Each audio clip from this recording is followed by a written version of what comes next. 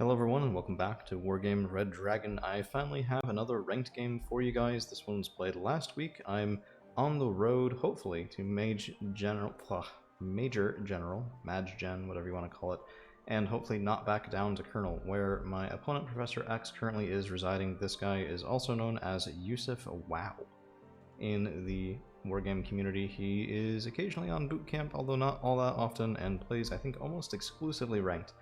Very competent player. He and I have played before. In fact, you guys should have seen that game. It was on Plunging Valley back when I was I think, rather lower rank, and he's been a consistent player for a long time, so it's nice to see how things have changed in the interim, if they have at all, one way or the other. Now, MH60L DAP from Professor X here, and I am trying to take this engagement with the Tsefa and Siphon. Now, here's the interesting thing. The Tsefa has 4 stingers, 70% accuracy, 2275, DAP, 70% accuracy, 2275, the same missiles, right?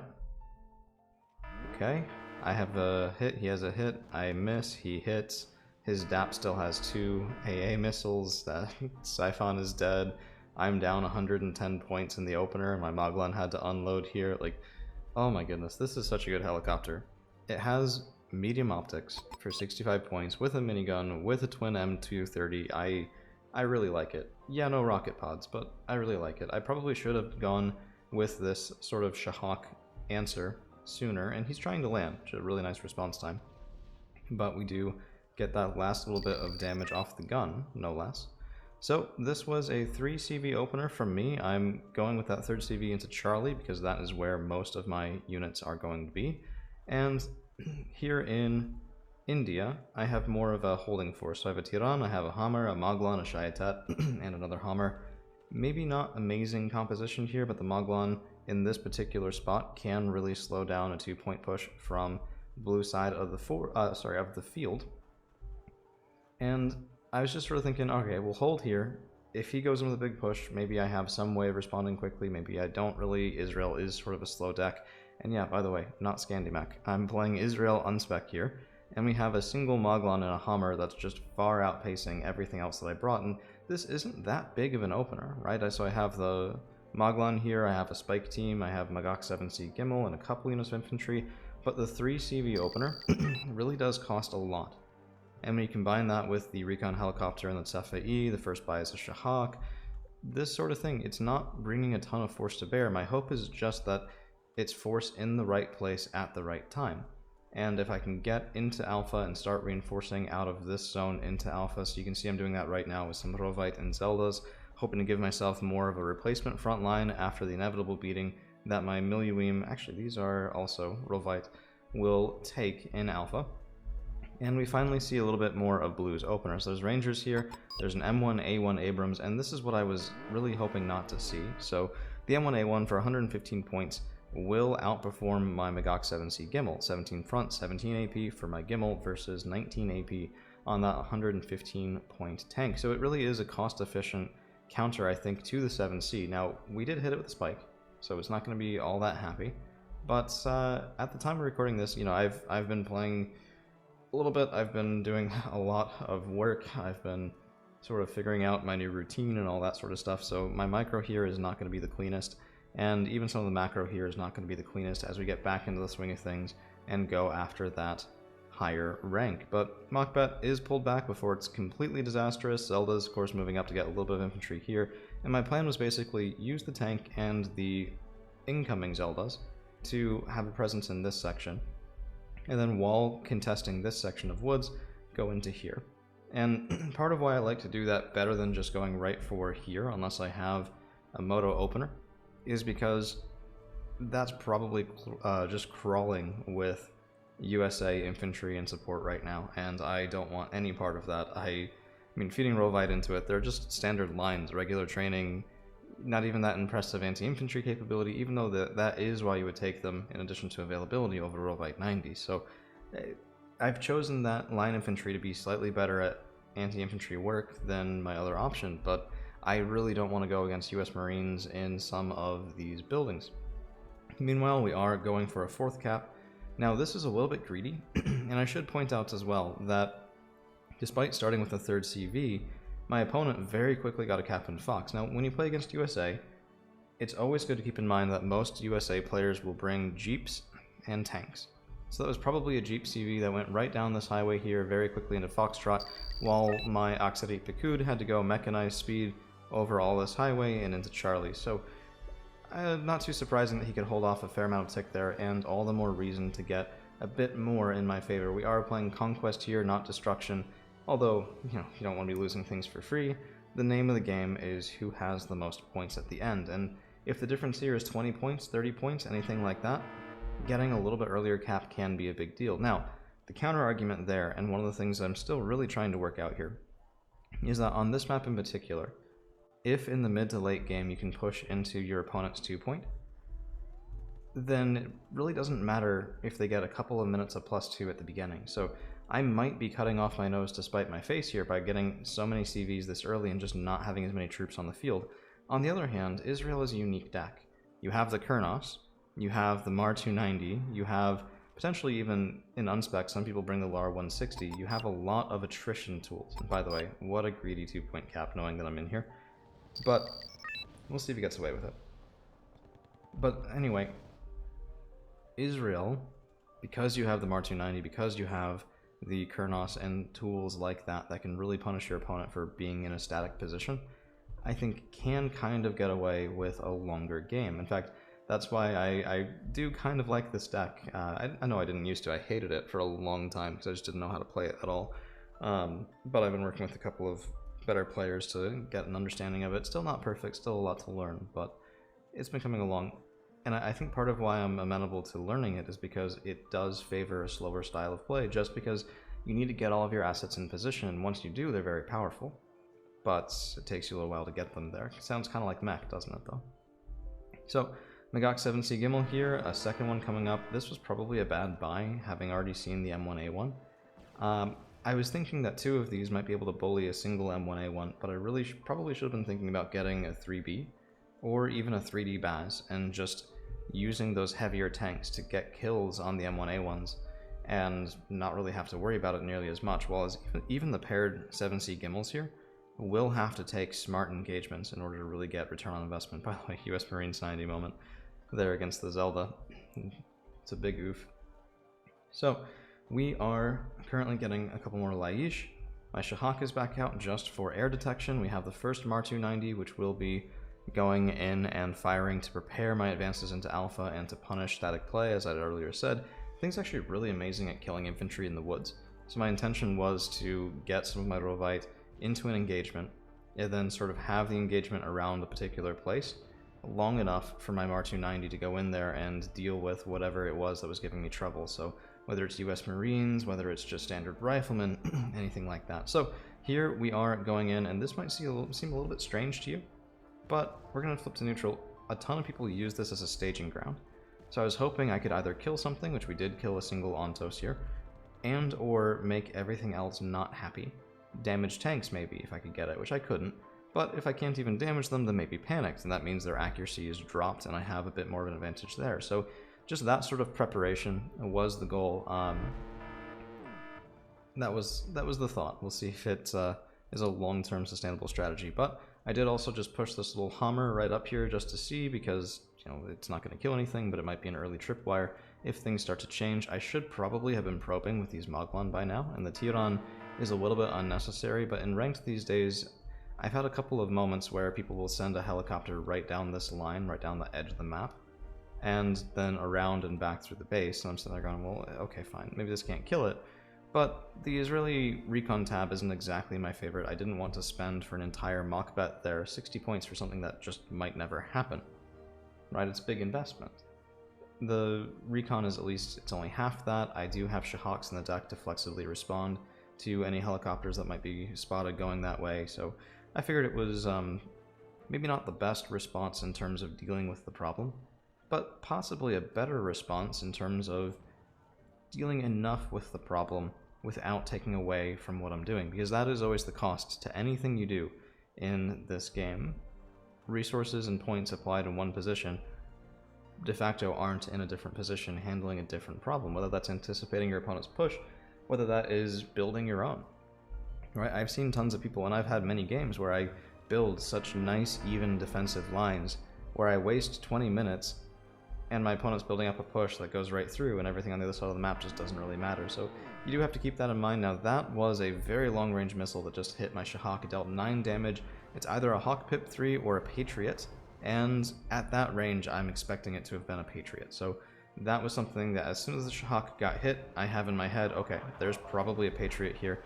By the way, this is that sort of static engagement where I'm going to be just retreating my Magox back a little bit. He's actually force pathing in with the Rifleman into my Rovite, which is not very common. So my Mar 290 strike that's already aiming for right here may need to be adjusted in order to get a good firing solution, and I have to back off.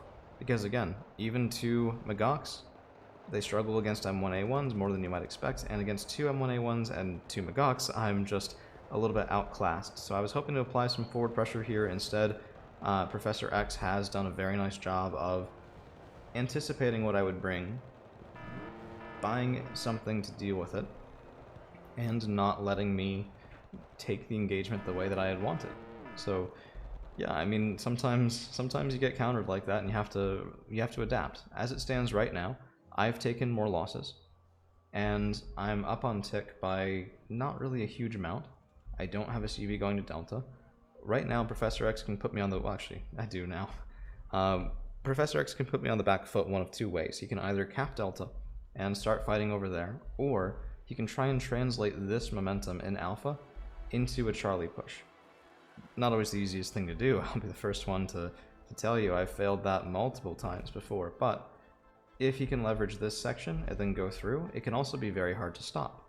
So that's sort of my main goal at the moment. Keep enough pressure here that my opponent doesn't have time to translate it back over into this section of woods, and if that fails, at least keep the fight over that section of woods, not over Charlie, because I don't have enough of a lead to be able to sit at even a +1 for a little while, well, a +1 for my opponent, and feel comfortable. Now that is a Paladin.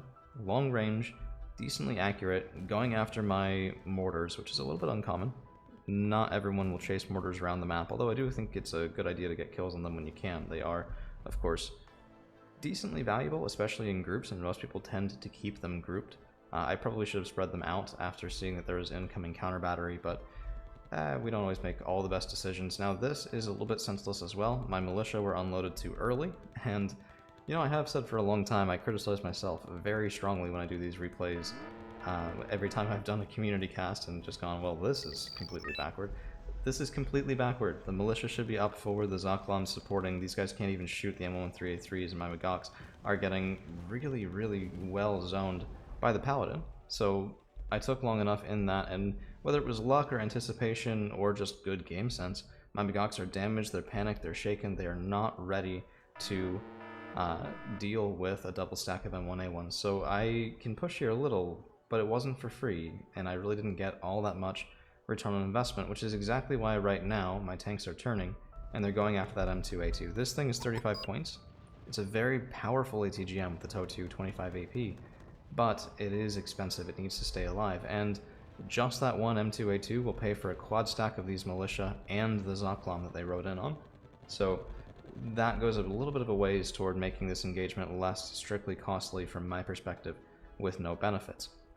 Of course, we have killed a couple of other smaller units, but nothing really major, and we're just going to pull back out a little bit, because I don't want to stay there. I don't know exactly where the M1A1s are, but I really don't want to find out the wrong way. So I have a Baz out. Whenever you're playing against USA, of course, you can expect the Nighthawk or the Skillhawk, as it is sometimes called, and other sorts of planes, A-10s, things like that. And this Baz has just been up here trying to get me air detection, making sure that if I see something coming in, I have enough time, and or I can respond to it and try and take it out. It's not the world's highest performance, but it doesn't necessarily need to be. Now, most people I play against these days, I'm decently good at hitting their infantry with my mortars, but Professor X has been force pathing at unexpected times, and we have a little bit of that coming in again right now, where my mortars are just a little bit delayed. So I expected him to either pull back or stay still. He instead advanced, and we're going to get some chip, we're going to get some morale damage here, but really not center of mass, and because of that, with just 3 HE, I'm not really going to do a lot of damage. It is one of the drawbacks to that size of mortar, you have to be very, very accurate, or you won't really do much of anything at all. And there's really not much in between there, right? You either deal a ton, or you deal pretty much nothing. That's how it tends to go. But I have had a micro lapse here, and my Shaitet in their Hummers taking fire. One of them dead outright to base riflemen. And the intention was to get these guys in, to get them into the buildings, and to use that to deal with things like riflemen. But these guys have dealt a bit of a blow, to be honest. I'm really not happy with that Rovite going this way, and I'm sort of sensing at this point with the M1A1s coming out again that this sustained alpha fight is a fight that I'll lose, especially given that Delta is countercapped. I don't have the confidence to say with this deck I can hold a defensive fight for a long time without ever losing my CV here. It's a very constrained position. The Nighthawk can kill lots of stuff in it just blindly, let alone that Paladin. Although I have counterbatted there, and oh, there's the Nighthawk. One hit, and it's out. One Magok is dead. I got a little bit lucky. It's possible in a run like that both die. Now we finally have the 3B coming out. Shaitet in here, more reinforcements going that way, and things are starting to heat up now as we get into the meat of this game. And we're past the, I mean, there is no skirmish phase really, especially if you can tell that to a Moto player. They'll go, that skirmish? The game's over by the end of that. But this game I think definitely did have a little bit of a slower build. And now that we're really getting into the fight and seeing those tools come out, well, that's gonna change. I'm gonna apply pressure into Delta. My opponent knows he's killed at least one Magok. The other one here cannot stand against those double M1A1s. The US Marines have been clearing out my militia. I'm losing this position now in Alpha. In fact, I don't even have... The last time I was losing it was a fair amount of time ago, but I had enough here where I could go back in and delay that. Now those tools aren't there. I don't have the front line that I need to just do a delaying action to apply pressure to sort of get a bit more time and space. But that is why the Shaitet we're going for. We do hit a Command Abrams, don't kill it, but we do hit it, and this is going to get me a little bit more space as well. So a +1, even if not for very long, it's more than 0, and we'll take what we can get here. LVTP-7s, Rangers, these guys, I've seen a lot of people take US Marines in 7A1s, but it seems Professor X prefers just to take them as cheaply as possible, and that means the LVTP-7. So yeah, my Shaitet are going to die to weight of numbers here, especially because, I mean, frankly, I believe US Marines 90 have better anti-infantry DPS. I mean, yes, the Shaitet are elite, but the PKM is just not very good. I think Blitzwar was even talking about that not all that long ago in one of his videos, where Shaitet just... Oh, you wish they can do things anti-infantry, and sometimes they just can't. So, we're going to have a MAR-290 coming in, and I want to show you guys this one because it was very, very beautiful right here. US Marines, Command Abrams, all of this, panicked, stunned, damaged, double MAR-290 coming in, and wham, we have the dispersion that we need to just knock from 30 to 6, one unit killed, Command Abrams stunned, one strength, and the Shaitet are going to be pushing in after that. So that is the sort of performance out of the MAR-290s that makes me just love them so much. So much. They really will perform, I think, a lot higher than a lot of people expect. So here, Baz versus a Block 52, not a fight I wanted to take. I don't have enough ground-based AA. I did have knockback off, so the Raven is dead by at the moment, but couldn't land any hits with the Baz, couldn't land any hits with the long ranges on the Kurnos, and my Shahak is now overextending, just sort of screening for the Kurnos, making sure I don't lose it. That did hurt, though. It's a 100-point pickup for Professor X. It sort of balances out some of that good trading that we just got here, some of that pressure we just got here, and I decided, you know what? To heck with it. I have a Merkava 3B. I have all the Rovite I could ever ask for. Let's go. Let's just move. Let's get the Rovite into those woods with Zeldas with the Merkava 3B moving forward to anchor the whole thing and just deny whatever it is might be coming our way. US Marines, I have a 3B. Tank, I have a 3B. Baz, I have, I mean, oh wait, no, Baz is my unit. But I think you guys see the point. Anything short of a similar strength tank, and I'll be able to deal 30 AP. I mean, granted, a lot of things, 20 scales to 30, 19 scales to 30, there are cheaper tanks that do this, but not with 21 front. So, decently resilient, especially because US Infantry doesn't have the world's best armor piercing, even on their more elite units. So, to counter this, Professor X is going to be applying pressure here, Rifleman coming in, double M1A1. He probably realizes that if this is taken strongly from my side, he's going to end up a little bit without a place to go in the mid to late version part of this game. So we get a kill. We also pick up a muck bet there off the Kurnos 2000, and I'm pretty happy with that. I mean, that will delay this push 100%. I have Moglan here. They're out of spikes though, and even if right now if that M1A1 moved down the road, it wouldn't work because I still have my Gimel, and yeah, it's not ideal, but that tank is very, very damaged. So the Kurnos comes in, delays that push. If it hadn't, I probably would have been in decent trouble. I would have had to get some nice pickups with the spikes, and that gives me even more time. 20 minutes now remaining in this match, possible upper time limit here. We have a little bit less than that on the recording to go, which means things are going to keep being dynamic, and I really did enjoy switching over to Delta here. It was a fun swing around, it was a fun rotation, and I don't usually do that sort of thing, so it was a bit of an experiment to see, hey, this is not going poorly. Instead of just slamming my head against a wall like I usually do in Alpha, let's just go and do something else. And I mean, that made the Command Abrams, yeah, we never killed it, but it's 160 points. That's not front line, it's not even backline support. It's 160 points doing nothing while I'm ticking +1. So it wastes about a minute and a half of my opponent's income, just not useful, right? So very happy with that. We are bringing out an Oshkosh, a Siphon, and Cepha B. This positioning might, oh geez, might seem a little bit strange to you guys, but the Cepha B right now and the Siphon are meant to deal with the fact that I've had US Marines going in this section of woods pretty much the whole game. And I don't really have infantry that can go toe-to-toe with them without fire support. So we're going to be trying to clear that out right now. If this section of woods is taken, holding Charlie becomes that much more difficult. And I had the feeling Professor X was going to go for it. So we've got some Rovite, we've got some Zeldas, we've got some Cepha B fire support here, drawing back a little bit more to make sure that I'm out of Chaparral range from this sort of section where blue is moving slowly but surely. And the Mar-290s will come in again, and these guys, they're just, it's so brutal. Let's take a look. Rifleman 90, Rifleman, Rifleman, Rifleman, double Ontos. So 4 units of infantry, 2 Ontos. There go the Ontos. I mean, there we are. Yep. Boom. Half the infantry dead, both the Ontos dead. That's not cheap.